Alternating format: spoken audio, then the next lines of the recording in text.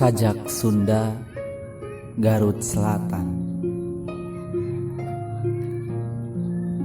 Corona pertanda naon?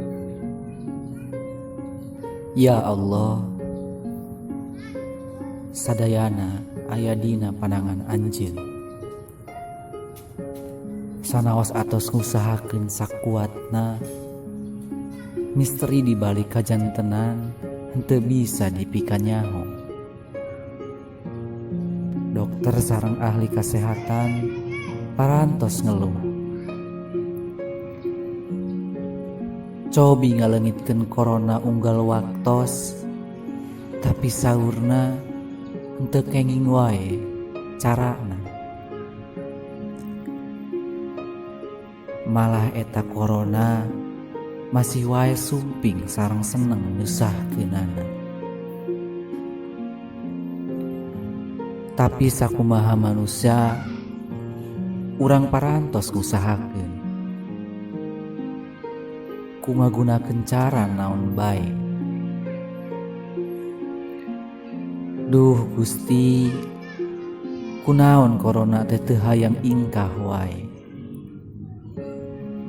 Nyatana malah beuki nyingsieunan saha bae.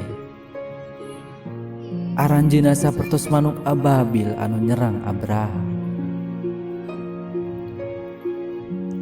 Tapi urang nu beragama oge tiasa kakeunaan geuning. Nah ya Allah, bener-bener abdi hampir nyerah. Sadayana panik sapertos sieun ku kasieun anu gede. Iwal Anjeun nu terang misteri ieu ya Allah. Sanaos jalmi nyarioskeun eta minangkana pandemi sareng wabah. Tapi kuring henteu terang naon anu sabenerna kajadian. Panginten ieu teh mangrupikeun simbol anu nunjukkeun nyatana urang salarea moal geus bisa nyobat deui jeung ieu bumi. Kusabab urang sadayana sering mainkeun drama palsu anu henteu asli.